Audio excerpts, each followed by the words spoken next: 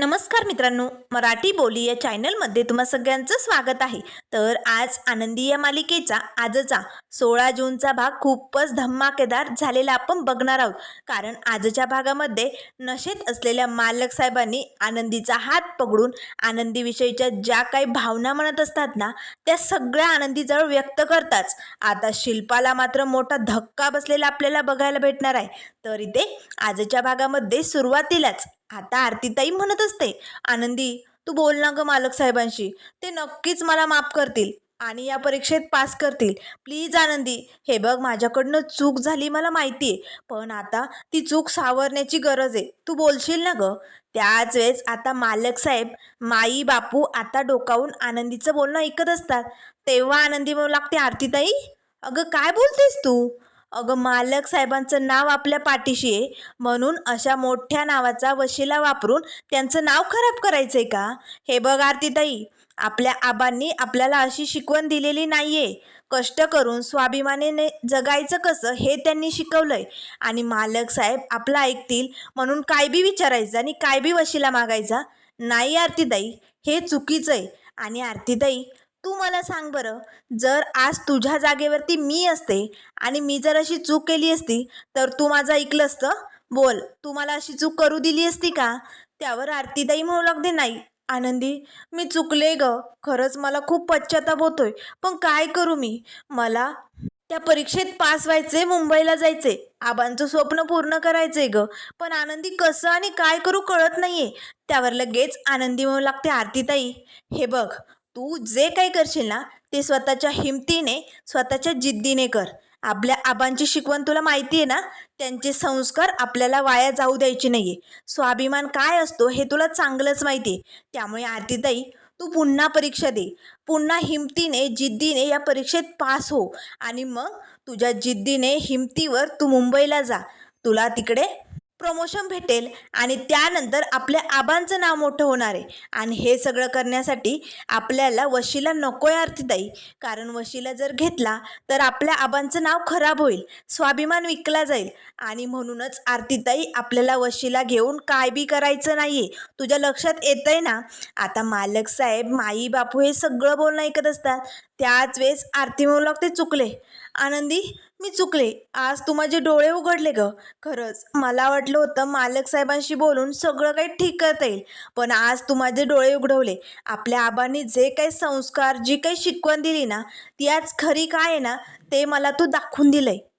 खरंच खूप खूप थँक्यू आनंदी, आज माझे डोळे उघडले. आता मी स्वतः पुन्हा हिमतीने ती परीक्षा देणार, पास होणार आणि मगच मुंबईला जाणार.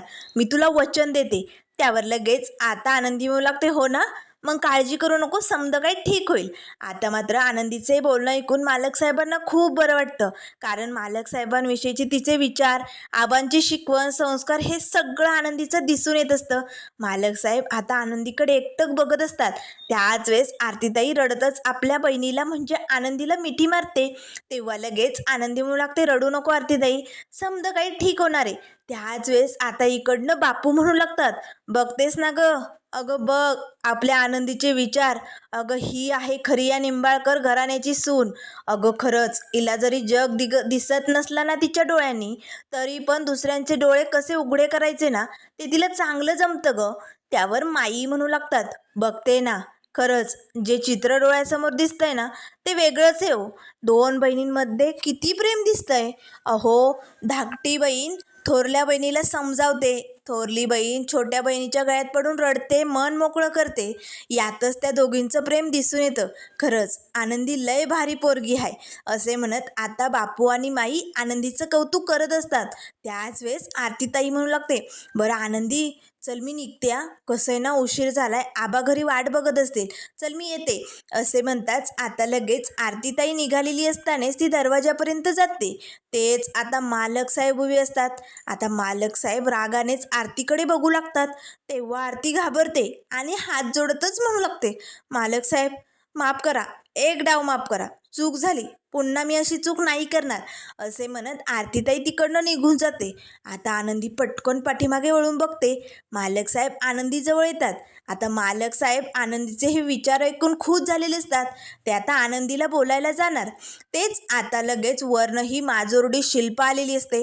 आता या शिल्पामुळे मालक साहेब आनंदीकडे बघताच लगेच आता शिल्पाताईकडे बघतात आणि वरती आपल्या रूममध्ये निघून जातात.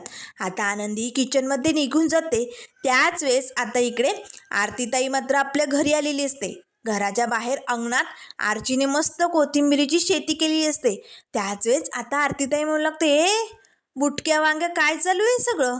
तेव्हा आर्ची म्हणू लागते, ताई मग कशी आहे आपली शेती, हाय ना एक नंबर. त्याच वेळेस आरतीताई म्हणू लागते, हो हो खरंच खूप भारी, बरं बरं तुझं चालू दे असे म्हणताच आरतीताई आतमध्ये निघालेली असते.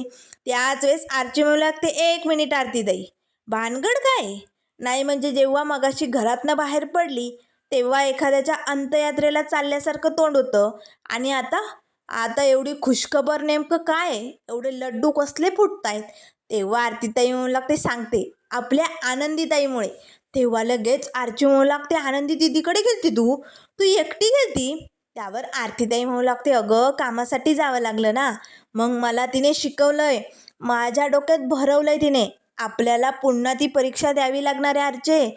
मी आता पुन्हा ती परीक्षा देणार, स्वतःच्या हिमतीने त्या परीक्षेत पास होणार आणि आबांचं नाव मोठं करणार, मुंबईला जाणार आहे मी असं ठरवलंय. आता लगेच आरची म्हणू लागते, वा आरतीताई एक नंबर भारी, मग ही सॉलिड न्यूज आपल्या आबांपर्यंत पोचलीच पाहिजे. तेव्हा लगेच तेवढ्यात आबा येताना दिसतात. त्याच वेळेस आरची म्हणू लागते, घ्या नाव घेतलं आणि शैतान. तेव्हा आरतीताई म्हणू लागते, शैतान म्हणतेस आबांना. त्यावर लगेच आता आरची म्हणू लागते, नाही मला असं म्हणायचं होतं, नाव घेतलं आणि आपले डिअर आबा हजर झाले असं. त्याच वेळेस आबा येतात, अरे बापरे कोथिंबिरीची शेती तर झाली इकडे, एक नंबर भारी आरचे.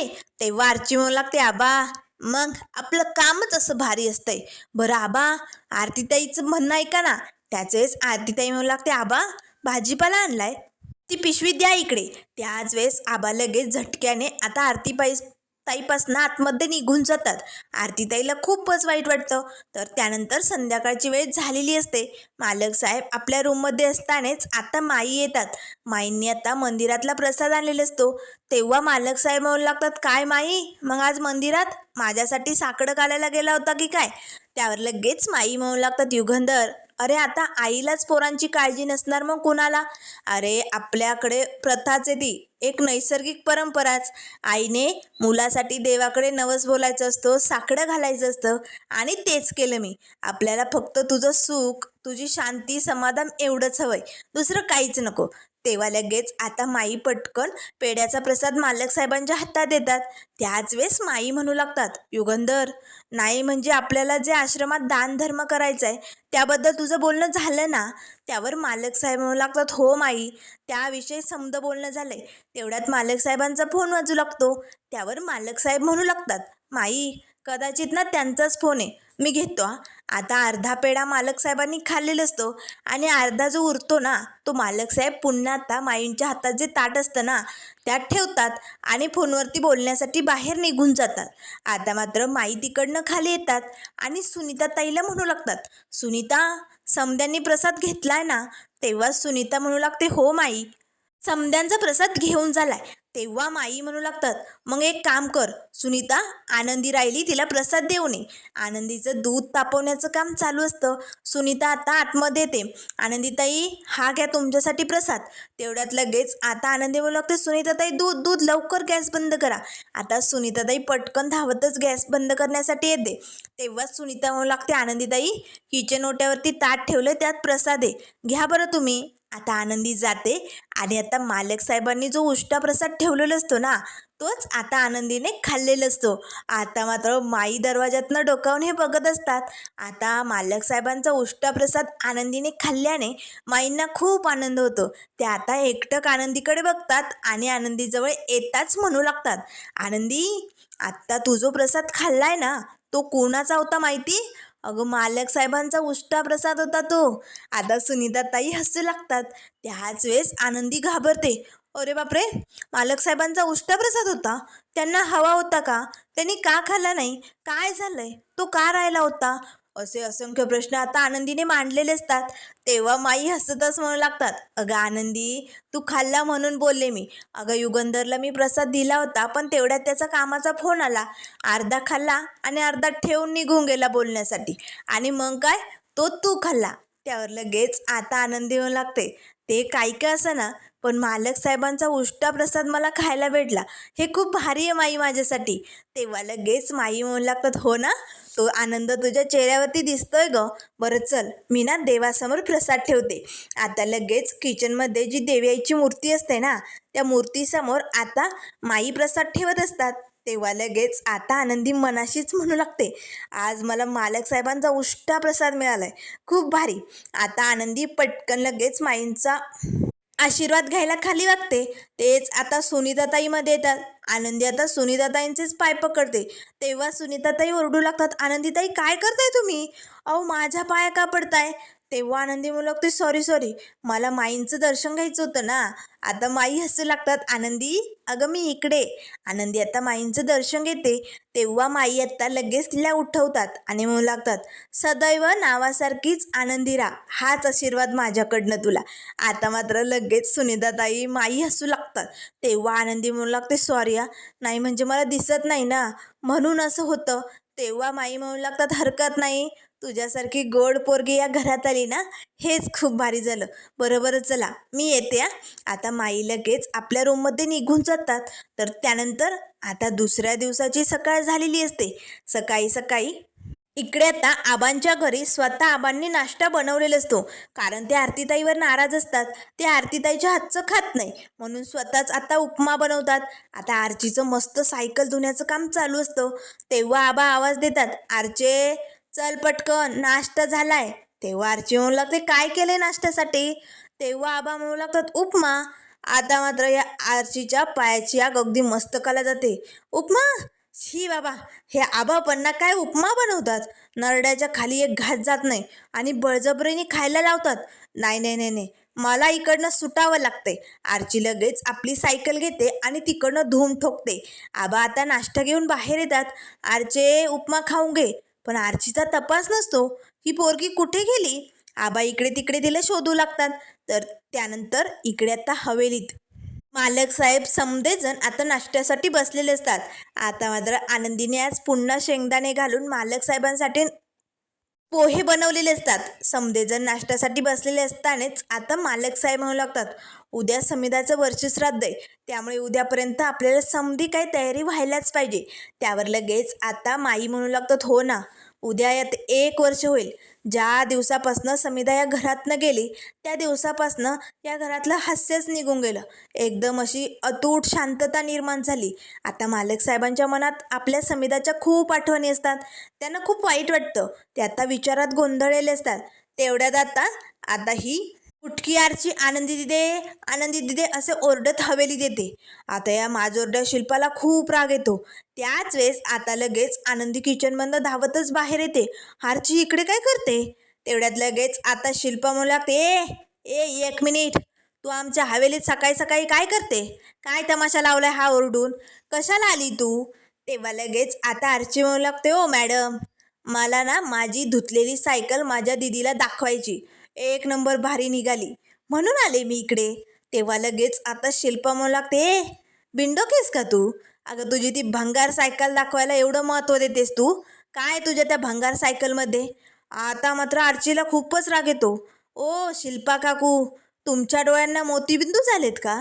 तेव्हा लगेच शिल्पा म्हणू लागते, तोंडाला येईल ते बोलायचं नाही. त्यावर आरची म्हणू लागते, काय चुकीचं बोलले मी? अहो माझी एवढी चांगली नवी सायकल तुम्ही तिला भंगार बोलताय? मग तुमच्या डोळ्यात प्रॉब्लेम आहे, डोळे तपासून घ्या.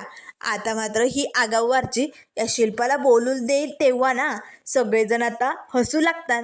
त्याच वेळेस शिल्पा म्हणू लागते, चिचुंद्रे, पुन्हा इकडे तोंडवर करून यायचं नाही, सांगून ठेवते. त्यावर आरचीला राग येतो, मला चिचुंद्री बोलताय? ते बघा तुमच्या पायाखाली खरोखरची चिचुंद्री आहे. आता ही शिल्पा टनाटन उड्या मारू लागते, कुठे कुठे चिचुंद्री? आता सगळेजण या शिल्पाची मज्जा बघून खूपच हसू लागतात. तेव्हा लगेच आरची म्हणू लागते, वाह, काय मसला सुगंध सुटलाय ना, वा लय मस्त. आरची लगेच आता जी पोह्यांची वाटी असते ना मोठी, ती हातात घेते. एक नंबर भारी आहे. आणि लगेच त्यातच खायला सुरुवात करते. तेव्हा मालक साहेब म्हणू लागतात, 1 मिनिट, खाली नीट बसून खायचं, बैस खालीन बसून खाय. तेव्हा आरची म्हणू लागते, नाही नाही ठीक आहे, मी एकदम ओके आहे. आरची आता त्या मोठ्या वाटीतच पोहे खायला सुरुवात करते. त्याच वेळेस आनंदी म्हणू लागते, आरचे अगं काय करतेस तू? शिल्पाला मात्र खूप राग येतो. त्याच वेळेस आता आरची म्हणू लागते, वा आनंदी दिदे, खूप दिवसांनी तुझ्या हातचे असे मस्त तडके पोहे खाल्लेत ना, लय भारी टेस्ट, लय भारी वाटतंय. त्याच वेळेस मालक साहेब म्हणू लागतात, 1 मिनिट, हे बघ, हे पोहे आमच्या सुनीताने बनवलेत, तुझ्या आनंदी दिदीने नाही. त्याच वेळेस आता आरची मात्र लगेच मालक साहेबांना उत्तर देते, ओ मालक साहेब, तुम्ही मला काय सांगताय? एवढ्या वर्षांचा माझ्या दिदीचा अनुभव आहे. तीच असे फोडणीचे शेंगदाणे घालून पोहे बनवते, दुसरं कोण बी बनवू शकत नाही, मी सांगते ना. त्याच वेळेस आता आनंदी घाबरते. अरे बापरे, मालक साहेबांना हे सत्य कळाल्यानंतर आता ते भडकणार. त्याच वेळेस आता मालक साहेब आता सुनीताकडे बघतात. सुनीता, हे पोहे तू बनवलेत का? सुनीता आता नाही अशी मान डुलावते. त्याच वेळेस आरची म्हणू लागते, बघितलं, मी बोलले होते, मी खोटं कधी बोलतच नाही हो. हे पोहे माझ्या आनंदी दिदीनेच बनवले. आता मालक साहेबांना खूप राग येतो. त्याच वेळेस मालक साहेब लगेच समोर आता जे ताट असतं ना, ते बाजूला ढकलतात, त्याचा नमस्कार करतात, कारण आता त्यांना खूप राग आलेला असतो. तेव्हा लगेच आता आरची म्हणू लागते, काय झालं मालक साहेब? त्याच वेळेस मालक साहेब म्हणू लागतात, या घरात खोटेपणावरती नाती पुढे ढकलली जातात ना, ती मला अजिबात आवडत नाही. इथून पुढे मला अन्न काय, या घरातलं पाणी सुद्धा नकोय. असे म्हणताच आता मालक साहेब निघालेले असतात. तेव्हा लगेच आरची म्हणू लागते, जिजू अगं एवढं का भडकलात? अहो थांबा ना जिजू, काहीतरी खाऊन जा ना 2 घास. आता मालक साहेब निघालेले असतानाच आता वरनं हा विद्याधर धावतच धडपडत खाली येतो. आणि आता मध्येच आनंदी उभी असते, तिला बाजूला जोरात ढकलतो. आनंदी खाली पडणार तेच मालक साहेब पटकन तिला पकडतात. हा विद्याधर अगदी पिसाळलेला असतो. कुठे कुठे माझी दारू, असे म्हणत किचनमध्ये सगळी भांडी तडातड अशी बाजूला फेकत असतो. आणि धनश्री त्याच्या पाठोपाठ धावत असते. अहो थांबा ना, ऐका ना, असं नका ना करू. पण हा विद्याधर आता सगळे भांडे उचकापाचक करू लागतो, आजूबाजूला फेकू लागतो. तेवढ्यात शिल्पा येते. विद्याधर काय तमाशा लावलाय सकाळी सकाळी, थांबव हा वेडेपणा. तेव्हा विद्याधर म्हणू लागतो, ताई माझी दारू कुठे? मला सकाळी सकाळी दारू हवी. जर दारू नाही पिलं तर माझ्या अंगात थरथर कापतंय, कसं तरी होतंय. मला दारू हवी, कुठे माझी दारू?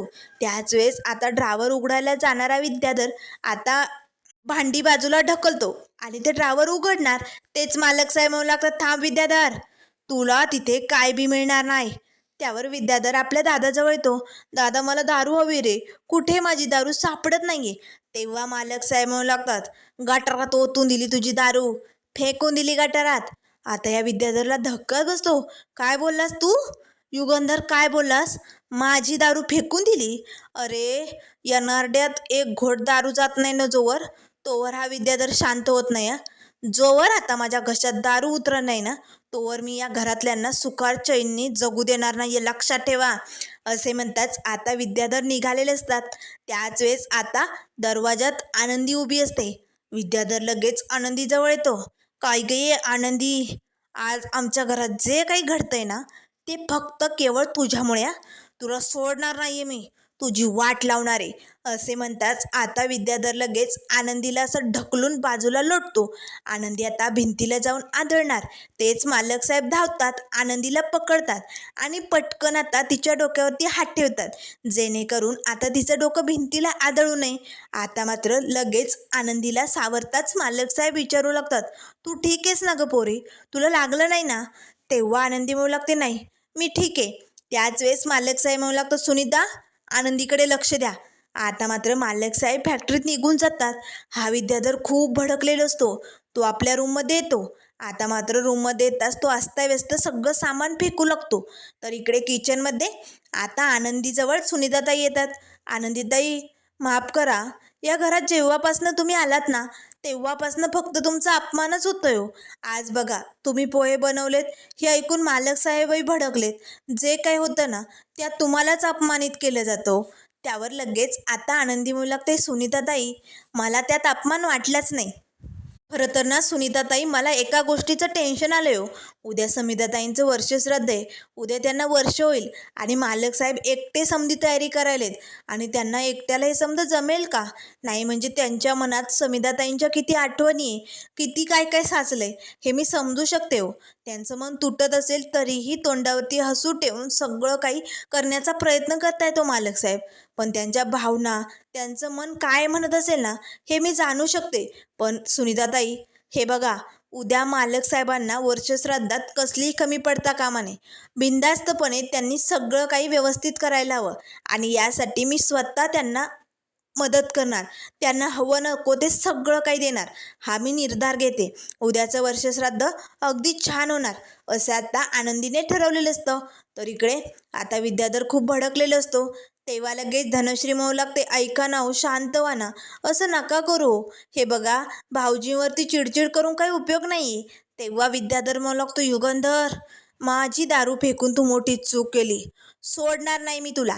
त्यावर धनश्री म्हणू लागते, अहो, भाऊजींना ज्या गोष्टीची किंमत नसते ना, त्या गोष्टी त्यांना नाही आवडत हो. त्यांचा हट्टी स्वभाव आहे. ते कधी दारू पित नाही ना, त्यामुळे दारूची नशा काय असते, तल्लफ काय असते, त्यांना ठाऊक नाही ना हो, म्हणून ते असं करतात. पण जाऊ द्या ना, तुम्ही एक गोष्ट ऐका ना, तुम्ही मला एक संधी द्या, मी तुमचं मन रमवेल आणि मग तुमच्यावरती खूप प्रेम करेल आणि मग तुम्ही सगळं काही विसरून जाल.